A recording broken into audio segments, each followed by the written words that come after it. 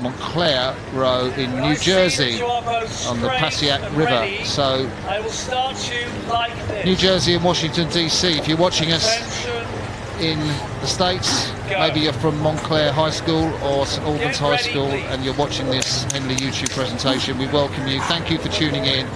We really appreciate your presence. It's going to be a great race.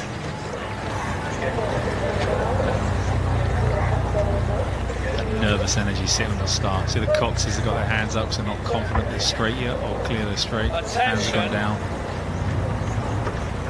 That was just the right hold that he had there, I think. I just like that distance between the attention and go as they explode into action. There's the Montclair crew. The New Jersey crew made such an impact this year by winning the prestigious Stotesbury Cup. First public school or state school to do so for 10 years, and that's a big deal when you've got all these prestigious private schools in America, and Montclair emerged as the top school. Only over a course of 1,500 metres though, Mark, and that might make a difference over this Henley course. Yeah, this is such a different course, you know, 1,500 metres, you know, it could be a little bit, we have no idea what the conditions are when they're racing that, but you know, the Henley course, it's an extra 612 metres, so, yeah, you know, it's a massive difference. So, St Albans raced in that same Stotesbury Cup. They finished third behind Montclair, so Montclair have beaten their opposition, albeit over a shorter course. You know, when I look at this Montclair crew, I think of their coach, Jerry Michaels, Michalosis, the Greek name, and his dad, Bob Michaels, sadly now departed. Great coach, servant to British rowing at the Lee, and it's just fantastic how the sort of world of rowing spreads around. And because they came over 2 years ago, I think it was, and they were competing, and I kind of met him and the athletes, and you know, it was their first time at Henley, and they were just so excited. But obviously they've gone away, and that kind of experience of coming here and competing once, and now they truly believe they can come here and win the event. So we're looking at Hugh Gear, the 18-year-old. It's his third time that he's been in the first boat. Real talent, obviously, if he's making the first boat as a 16-year-old. And his first time at Henley Regatta, big day for him, leading his boat. That's the back of Coxon, Henry Plus, that we can see in the St Albans boat, the Washington DC-based crew. And at the moment, Mark, it looks a pretty close contest, which Montclair might have the edge.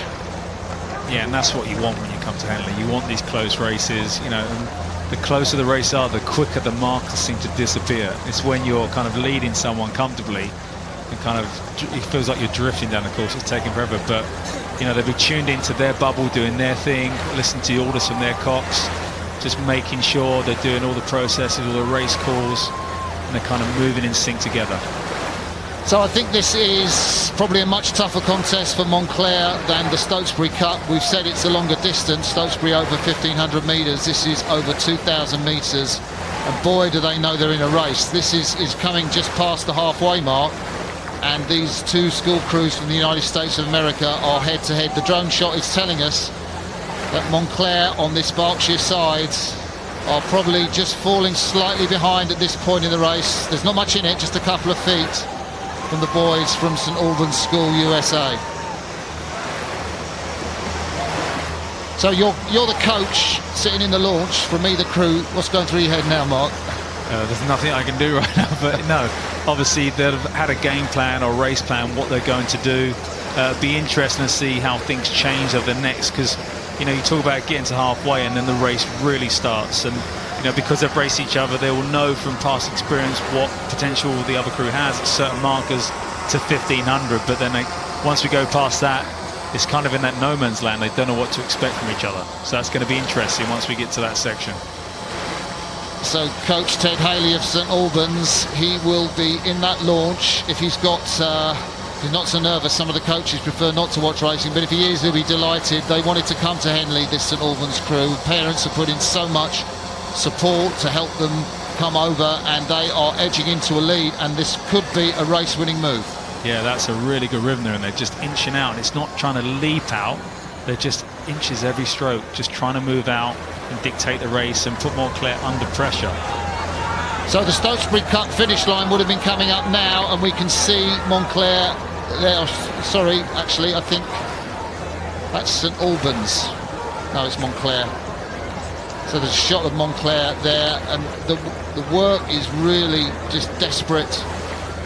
Sorry, that is St Albans. I was right first time. Go with my instincts. Montclair on the left.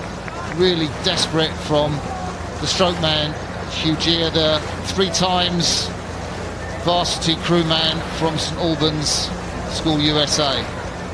Well, you can imagine how crazy people are going in America watching this on the screen now. You know, these boats are coming into the closing stages here, screaming at the screen, screaming at the YouTube channel.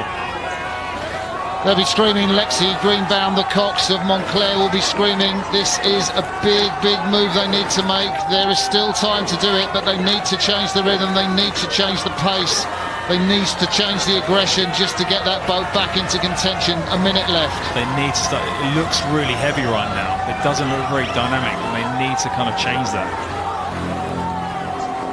Montclair, we're getting a close shot there. You can see the distinctive cut from the 7-man Kiel Schlemmer.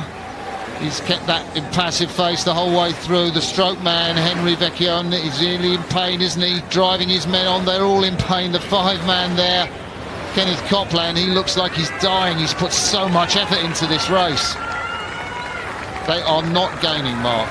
No, that's a really impressive move in that kind of middle section of the race from the St Albans crew, just inching out every stroke, and that's given this cushion that they have now. Little tweak of the rudder from the St Albans cox there. Henry Plaster just keeping his boat online. We can see them now. There's about 20 strokes to go. That's it. And St Albans will have beaten the Stokesbury Cup champions, Montclair High School, the state school from New Jersey. Their Henley Odyssey will be over at this race. It came and won that heat yesterday. Today it was a tougher contest. St Albans School USA reversed the verdict of the Stokesbury Cup in America. You can hear what it means to them.